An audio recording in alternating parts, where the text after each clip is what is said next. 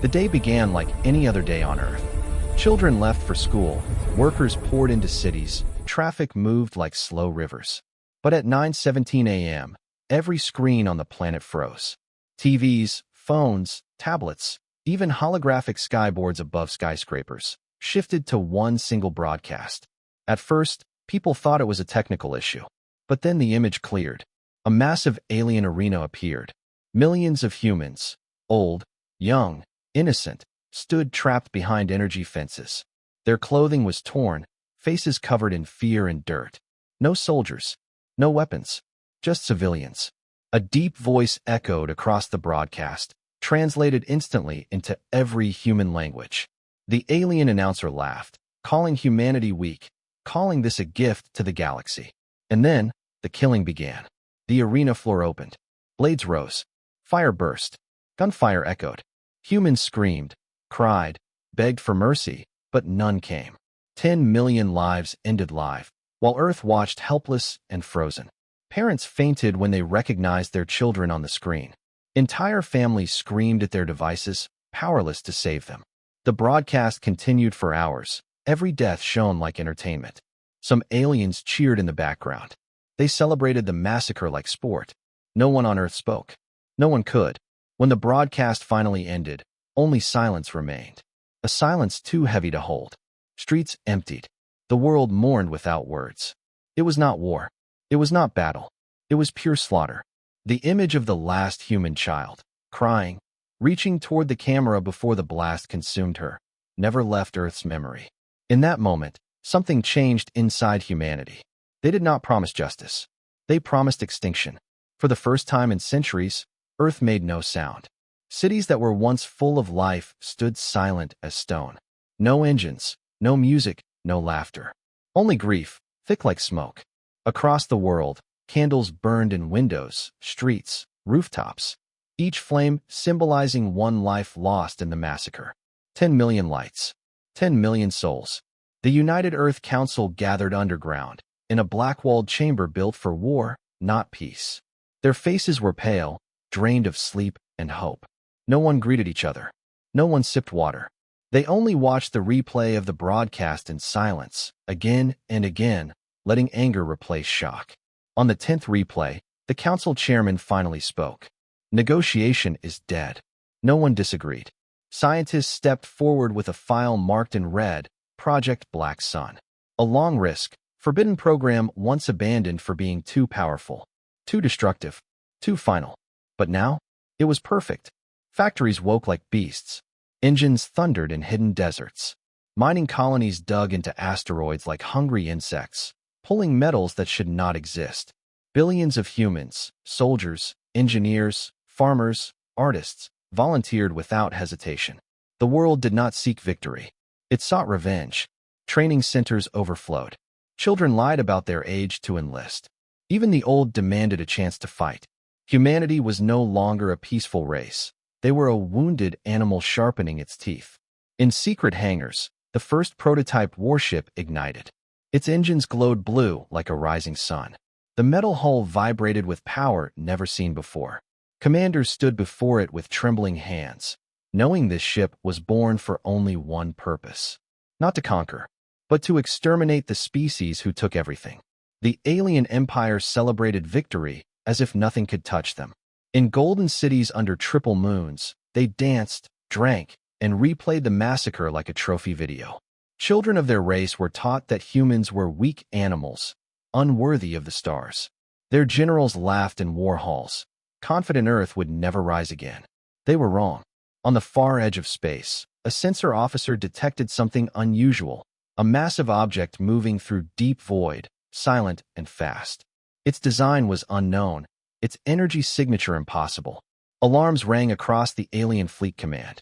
Dozens of ships were sent to investigate, their captains still arrogant, still grinning. Then it appeared. A human dreadnought, larger than anything ever seen, slid out of hyperspace like a dark storm. Smooth white armor reflected starlight. Hundreds of blue-lit launch bays opened across its hull.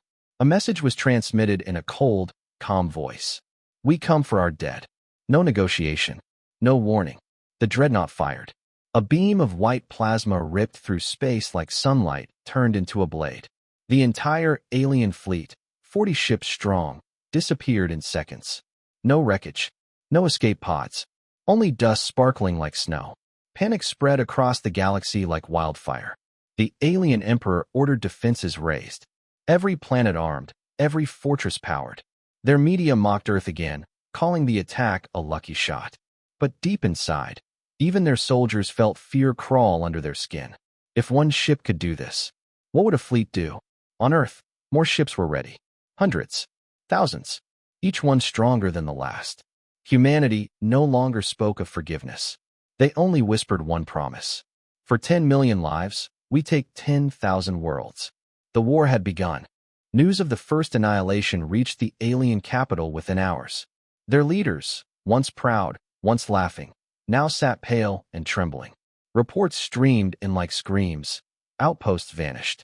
Patrol fleets gone. Border colonies silent. No survivors. No fragments. No answers. Humanity was erasing them, system by system. Admiral Rhea Voss, commander of the human armada, studied each war map with quiet fury. She was not fighting for land or resources. She was fighting for the 10 million faces that died in that broadcast, including her little sister. Revenge fueled every vessel under her command. Her orders were simple. No surrender. No mercy. The first major alien world fell in 6 hours. The second in 3. The third in 1.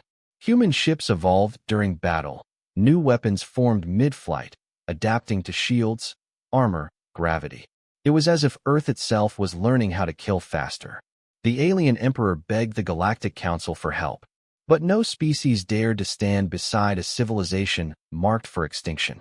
They observed from afar, terrified. They had seen the broadcast too, and now they saw the price. The alien empire tried everything: decoys, ion storms, poisoned stars, gravity traps. But the humans came like a storm that never ended. They did not speak. They did not receive surrender. They only destroyed. Whole populations fled to the core planet, hoping to hide behind their emperor. But Earth tracked them through nebula clouds, through black holes, through abandoned galaxies. Humanity became a shadow in the dark, cold, patient, unstoppable. Even alien children whispered in fear. If you see blue lights in the sky, run. But there was nowhere left to run. The human fleet was now approaching the last system. The final alien system lay quiet, like the calm before a hurricane.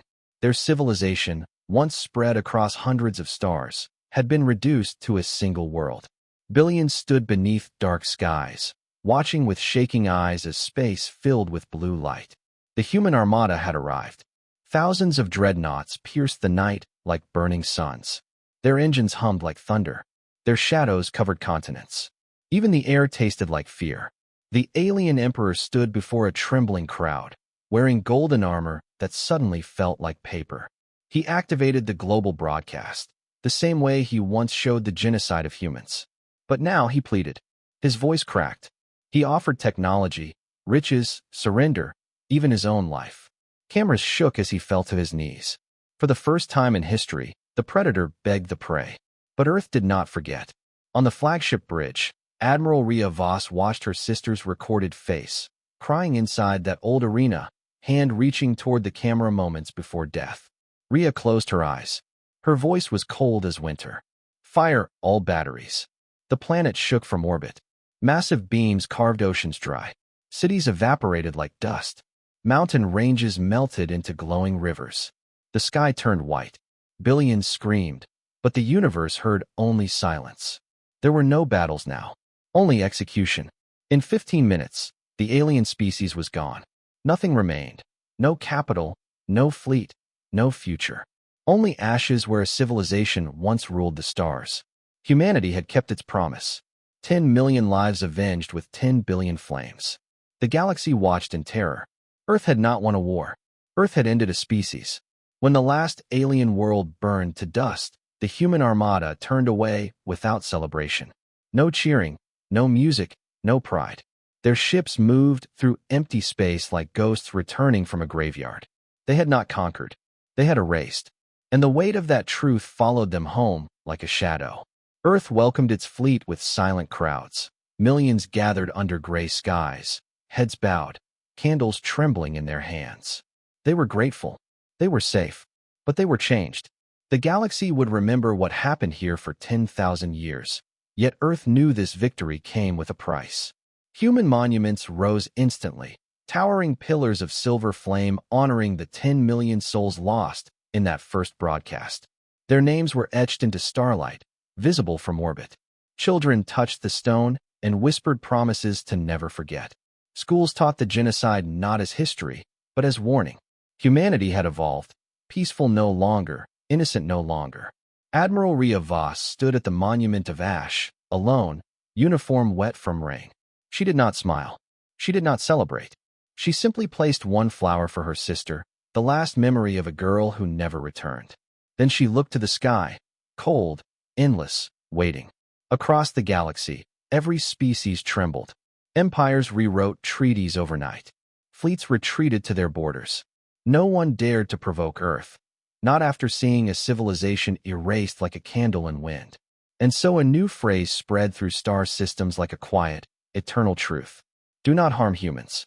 Do not touch Earth, or you will disappear. Humanity became more than a species. They became the fear written in history. They became the executioner of empires. They became the warning carved into the universe.